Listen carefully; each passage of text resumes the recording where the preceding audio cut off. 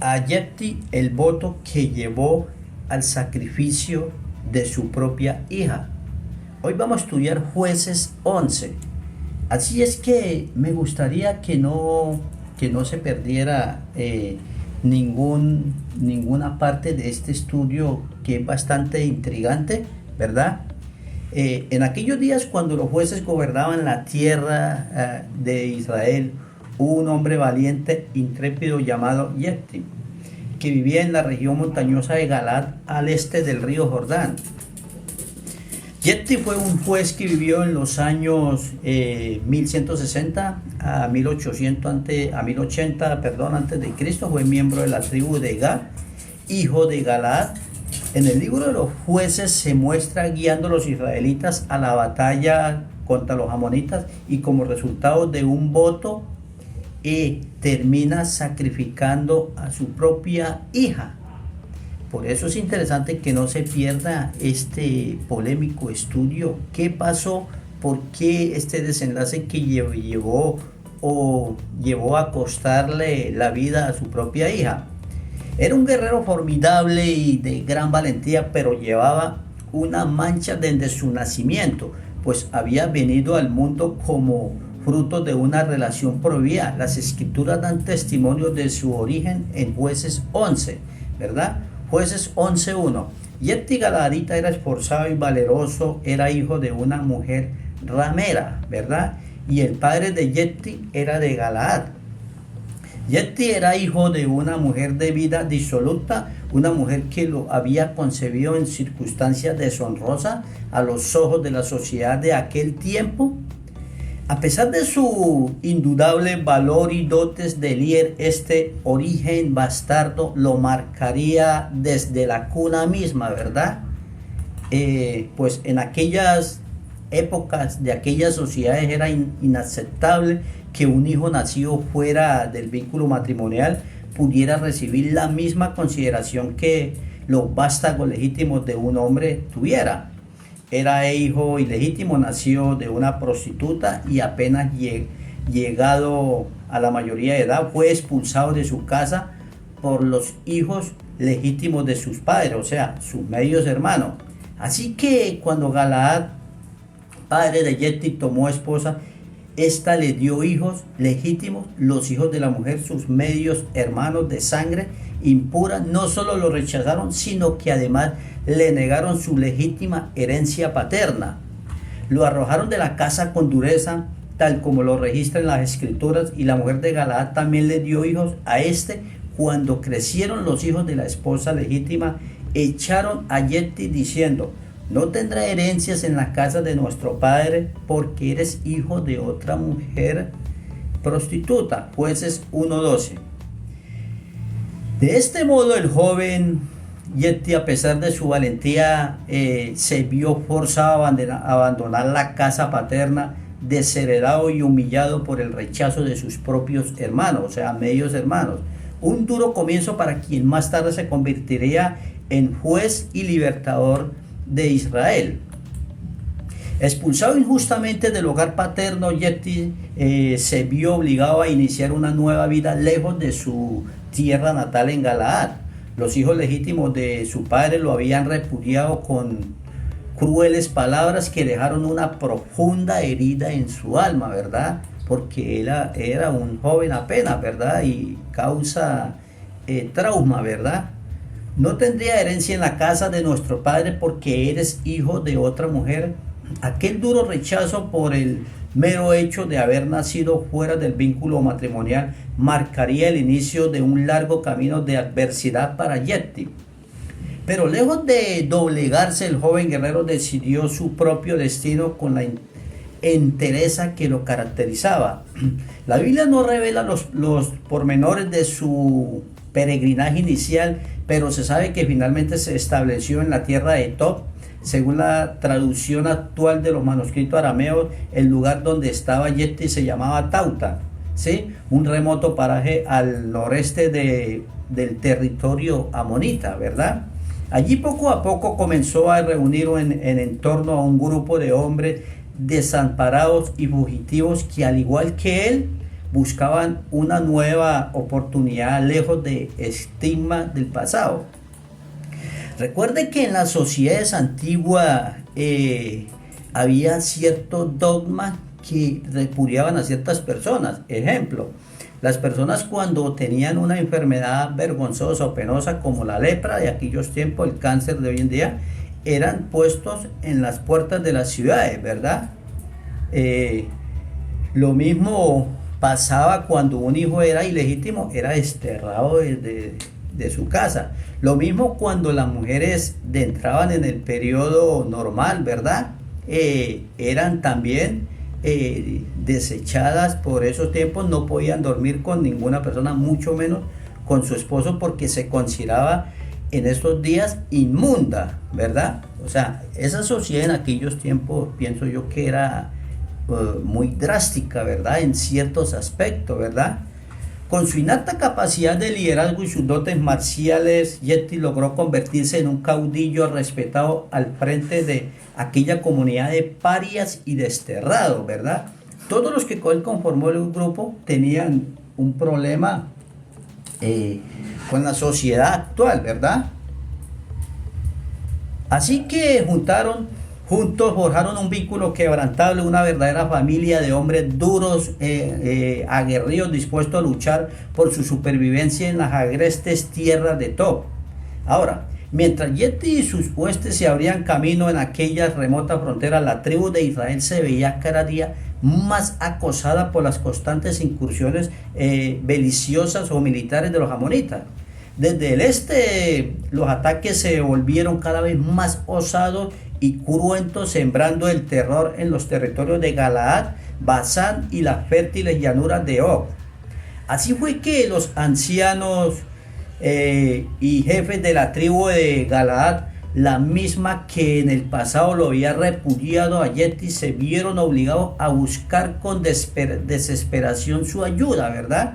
Reconocían su valentía y pericia militar, cualidades que serían invaluables para enfrentar la feroz amenaza amonita que los acechaba. De este modo, una amarga paradoja del destino llevó a aquellos ancianos a humillarse ante el mismo hombre que años atrás había sido viperiado y expulsado por sus propios hermanos. Pero la urgencia de la situación los obligó a dejar al lado los viejos perjuicios, pues necesitaban un líder militar capaz de conducirlos a la inminente y sangrienta batalla contra sus seculares enemigos. O sea, necesitaban un caudillo militar, ¿verdad? Los años de que Yeti pasó errante y alejado de su tierra natal no fueron en vano en la agreste región de Tob, ¿verdad? Porque le tocó refugiarse en una zona enemiga, ¿verdad? El joven desterrado había logrado forjar un vínculo indisoluble con un puñado de hombres rudos y sin ley, reunidos bajo su firme liderazgo. Juntos aprendieron a sobrevivir en aquellas hostiles fronteras, acosados por las frecuentes amenazas de los feroces clanes paramilitares amonitas que merodeaban la zona. O sea, ellos al estar en un entorno de eso eran constantemente amenazados, y ellos aprendieron a vivir con esa violencia y aprendieron a defenderse de los ataques paramilitares que existían en ese entonces, ¿verdad? Estos fueron tiempos de constante sobresalto y escasez, pero también de hermandad inquebrantable entre aquellos parias que habían hecho de la lucha su razón de existir. Fue así que cuando los ancianos de Galaad llegaron finalmente ante Yeti, implorando su ayuda contra la amenaza amonita, lo encontraron al frente de un grupo de aguerridos militares, de hombres endurecidos por la adversidad, ¿verdad? Hombres parias que lo seguirían hasta las últimas consecuencias. Las escrituras narran que aquel encuentro decisivo en Jueces 11, 5, 6. Los ancianos de Galaad fueron a traer a Yeti de la tierra de Tob, versículo 6, y dijeron a Yeti: ven y serás nuestro jefe para que peleemos contra los hijos de Amón.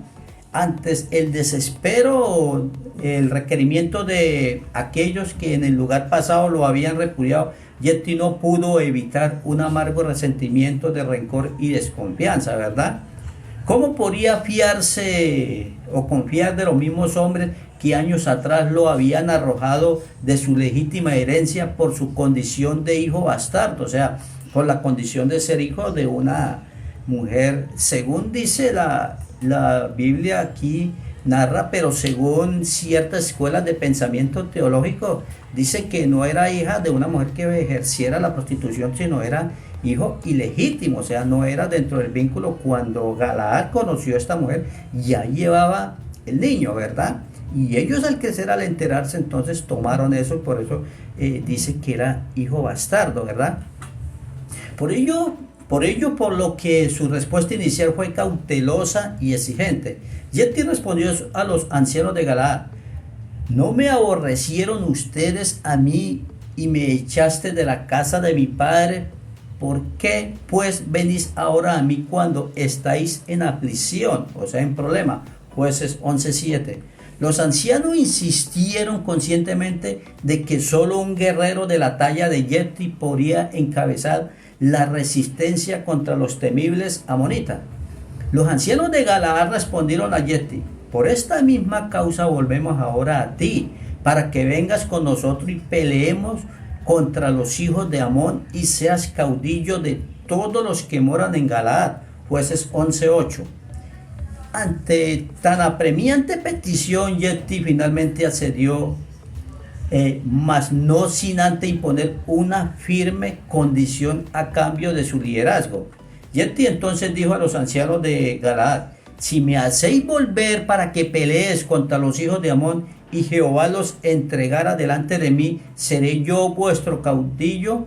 Jueces 11:9. O sea, caudillo era que él sería el jefe de esas tribus, ¿verdad? Fue así que el antiguo hijo paria y desterrado se convirtió en el caudillo elegido para defender a quienes una vez lo despreciaron.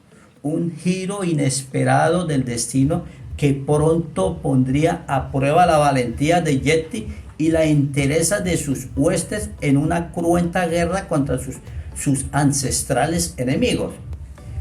Habiendo aceptado y dirigido las huestes de Galaad contra los amonitas, Yeti se preparó para la inminente y sangrienta batalla militar. Pero antes de partir a la batalla, el caudillo hizo un solemne voto ante Jehová, el Dios de sus ancestros. Las escrituras registran aquel voto fatídico. Y Yeti hizo voto a Jehová diciendo, noten esto: si entregase a los amonitas en mis manos, versículo 31, cualquiera que saliere de las puertas de mi casa a recibirme, cuando yo regrese victorioso de eliminar a los amonitas, será de Jehová y lo ofreceré en sacrificio. Jueces 11:30-31. Esto es un voto que uno como escritor o como lector, le causa yo siento a veces escalofrío, porque cualquiera no hace un voto a la ligera de esta manera, ¿verdad? Ahora, ¿qué llevó a Yeti a hacer una promesa tan extrema? Tal vez fue la inminencia del peligro en que enfrentaba que lo movió a buscar el favor del Altísimo por medio de aquel voto temerario, o quizás fue un arranque de soberbia, ¿verdad? Tal vez él acostumbraba a las batallas, dijo, esto es pan comido, ¿verdad? Confiaba demasiado en su propio poder bélico o militar. Sea como fuera, las palabras de Yeti lo ataron irrevocablemente. Si Dios le concedía la victoria, la primera criatura viva que saliera de su hogar a recibirlo sería sacrificada en holocausto como ofrenda a Dios. Pudo haber sido un perro, pudo haber sido cualquier ser vivo que asome. La primera persona que saliera a recibirlo, ella sería sacrificada a Jehová. Eso solo lo hace un temerario, ¿verdad? Habiendo pronunciado aquel fatídico juramento, Yeti reunió a sus aguerridas huestes militares y partió hacia la batalla. Los hombres de Galaad y las tropas de la tribu de Neftalí pronto se sumaron a sus filas, pues la fama de Yeti como guerrero y como militar ya se había extendido por toda la región de aquella época, ¿verdad? Las negociaciones previas de paz con los amonitas fueron infructuosas, tales como relatan los versos o versículos 12 al 28 del capítulo 11 de Jueces, que lo pueden comprobar, ¿verdad? Yefté intentó también hacer un tratado de paz con ellos, ¿vio? Y envió Yefté mensajero al rey de los amonitas diciendo: ¿qué tienes tú conmigo que has venido a mí para hacer guerra contra mi tierra? 28.